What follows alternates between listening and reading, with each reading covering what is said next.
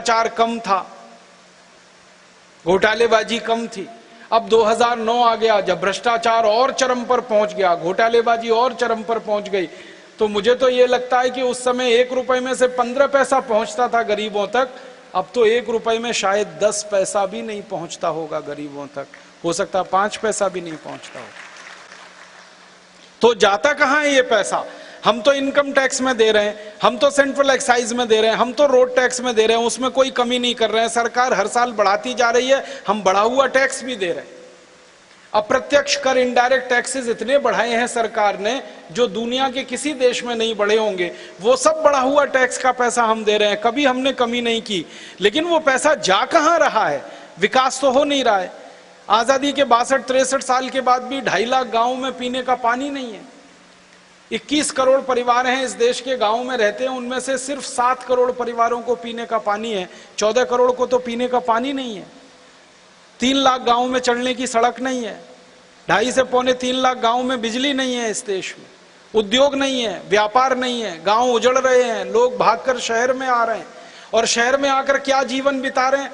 जो गांव में रहने वाले बेरोजगार लोग थे, वो शहर में आकर नौकरी की तलाश में झुग्गी झोंपड़ियों में अपना जीवन बिता रहे हैं। हमारे बड़े बड़े शहरों में झुग्गी झोंपड़ियां बढ़ रही हैं, बंबई है, दिल्ली है, मद्रास है, कलकत्ता है, ऐसे सारे बड़े शहरों की 65% आबादी झुग्गी झोंपड़ी में रहती है।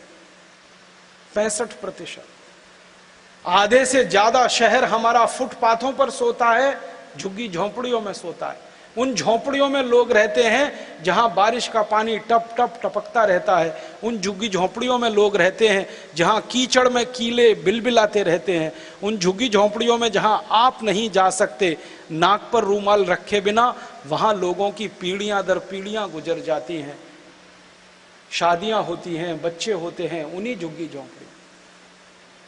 इन झुग्गी झोंपड़ियों में रहने वाला है कौन? तो पता चला गांव का विस्थापित किसान, मजदूर, कारीगर, जिसको गांव में कोई काम नहीं मिला वो शहर में आ गया, कुछ रिक्शा चलाने के लिए, रेहड़ी लगाने के लिए, वही है जो रहता है। और आजादी के बाद इसकी संख्या लगातार बढ़ रही है, कम नहीं हो रही है। इसका माने विकास कहां हो रहा है? मैंने तो देखा है कि आजादी के 62-63 साल में विकास अगर हुआ है तो नेता और अधिकारियों के घरों में हुआ है, उनके परिवारों में हुआ है, देश में नहीं हुआ। मैंने हिंदुस्तान के कुछ नेता और अधिकारियों की जन्म कुंडली बनाई है। जन्म कुंडली से मतलब वो नहीं हॉरोस्कोप जो ज्योतिषी बनाते हैं, मुझे नहीं आता ज्योतिष ज्ञान। मैंने तो दूसरी जन्म कुंडली बनाई है, वो ये कि ये व्यक्ति नेता बनने से पहले इसके घर में क्या था और नेता होने के बाद क्या हो गया। अधिकारी का इस पद पर आने से पहले कितना धन संपत्ति था, होने के बाद क्या हो गया। अभी तक लगभग 420 नेताओं की जन्म कुंडली तैयार हुई है। अब ये संख्या ही ऐसी है तो मैं करूं क्या उसका।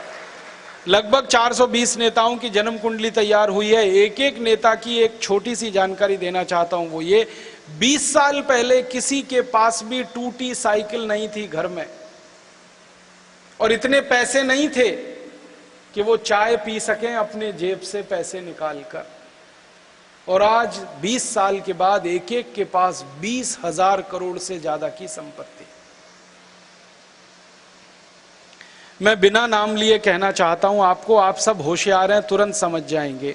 महाराष्ट्र में एक नेता है जिसके पास 20 साल पहले फूटी कौड़ी नहीं थी। अगर पुणे से बंबई आना हो तो बस का किराया नहीं था उस नेता के पास। आज उस नेता के पास बंबई से पूना के बीच की हजारों एकड़ और लाखों एकड़ जमीन है, अकेले एक नेता के पास।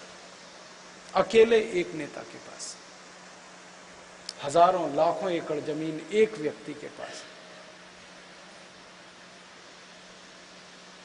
20 साल पहले एक नेता था मुंबई में, दादर रेलवे स्टेशन पर भाजीपाला बेचता था। भाजीपाला समझते पालक, मेथी वगैरह वगैरह। आज उसकी संपत्ति खाली मुंबई में 28,000 करोड़ की है, सिर्फ मुंबई में। 20 साल पहले एक नेता था नासिक में जो सिनेमा का टिकट ब्लैक किया करता था। आज उसकी प्रॉपर्टी 22,000 करोड़ की है महाराष्ट्र। सभी राज्यों में नेताओं का यह हाल। मेरा जन्म उत्तर प्रदेश का है। वहां थोड़े दिन पहले एक अधिकारी पकड़ा गया, सीबीआई के चंगुल में आया, जो उत्तर प्रदेश सरकार का चीफ सेक्रेटरी रह चुका है, अखंड प्रताप सिंह।